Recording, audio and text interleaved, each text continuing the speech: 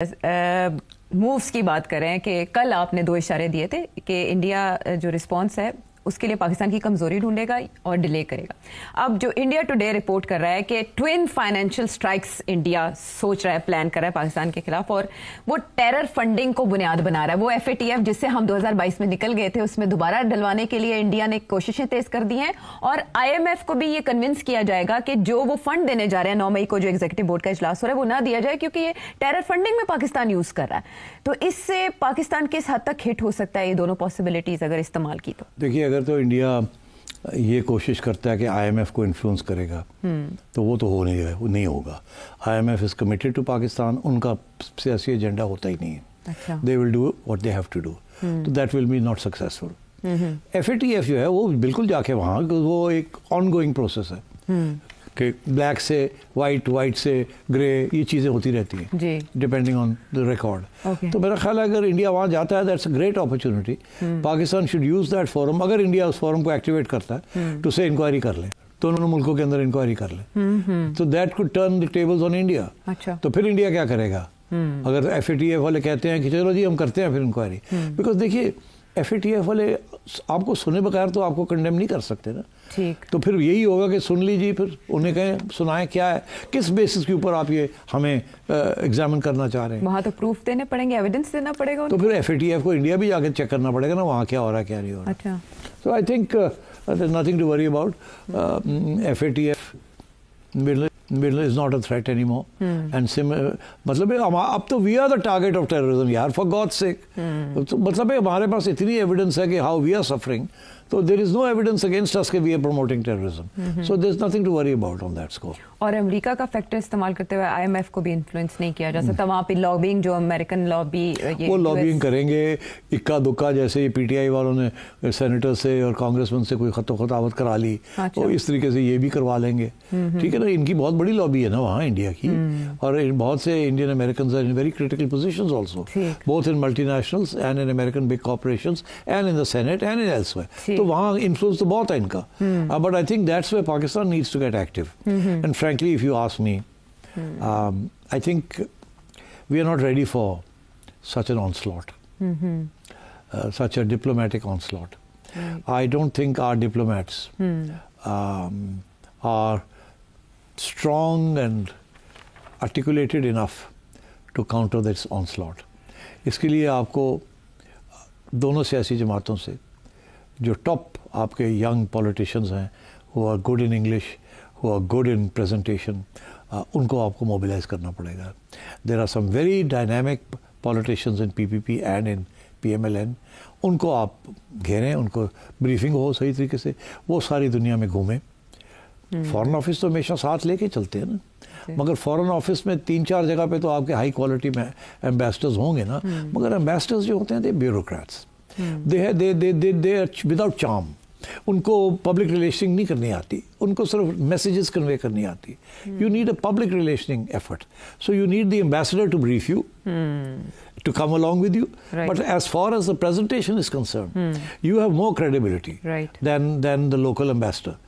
So I think अब मैं नाम नहीं लेना चाहूँगा, मगर दोनों सियासी जमातों में बड़े कॉन्फिडेंट यंग मिडिल एज्ड लोग हैं, who are articulate, जो वेस्टर्न कल्चर को बहुत अच्छी तरह समझते हैं, whose command of the language and of facts and figures is very good। ये और सेनेट में भी है ऐसे लोग। आप ऐसी एक टीम बनाएं, send it to all the capitals of the world, to tell the audience over there, whether it is think tanks, intellectuals, etc., and with the use of your embassy staff to send your message across. And the message is not just कि हमने नहीं किया, message ये है कि ये India क्या कर रहा है। दोनों, there's a two-sided message। हमने नहीं किया, अगर किया तो बताएं, मगर हम बता रहे हैं आपको कि इंडिया क्या कर रहा है। So you have to have a dual-edged sword, and I think you need to galvanize आपके यहाँ academics and also think tankers, but not bureaucrats. Bureaucrats are very timid people. They don't cross red lines. In issues such as this, you have to be a little more aggressive and charming. You need to know the lingo, the culture, how to reach across Sometimes you need to sit in a pub and talk about these things. Yeah, Sometimes you need to take a walk in the park. Sometimes you also need to mix a little bit of humor, sarcasm. You know, this is diplomacy. Right. Person to person. Charm is very important. And unfortunately, bureaucrats lack charm. And they are such solid doers. Right. That they stick to the straight and narrow because that's their job. Appealing speakers होने चाहिए। तो इसलिए बिलावल भुट्टो जरदारी साहब को या एहसन इकबाल साहब को आप ऐसा वो अब नाम मैं नहीं लूंगा, फिर लोग कहेंगे जी कोई फेवरेट फेवर कर रहे हैं। मैं किसी का नाम नहीं लूंगा, मगर कोई मुश्किल नहीं है, रॉकेट साइंस नहीं है। 8-10 लोग इधर हैं, 8-10 लोग उधर हैं, पीपल्स पार्टी में भी हैं, वहाँ खवातीन भी बड़ी ज़बरदस्त हैं वहाँ, जितनी ज़्यादा खवातीन आप, मगर खुदा के लिए तो हमें प्लीज़ वो खवातीन मत लेके जाएँ। अब मैं चाहती भी नहीं वो हूं जो बहुत बड़ा अच्छा काम कर रही हैं यहाँ इस कल्चर में, इस माहौल में, they are doing a great job, but they are not aligned with, they are not suitable for that culture, and how to deal with those people.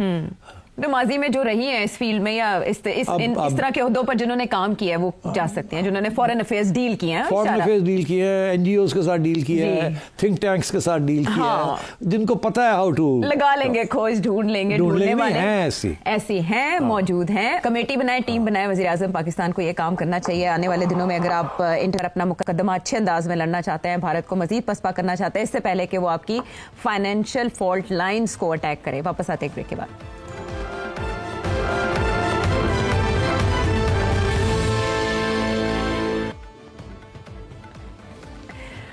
Show में साथ देने का शुक्रिया। इस वाक़े की आड़ में नरेंद्र मोदी जी सरकार क्या हासिल करना चाहती थी, शायद वो हासिल नहीं हो पाया, तो वो बाकी सवाल जवाब नहीं है आज कोई।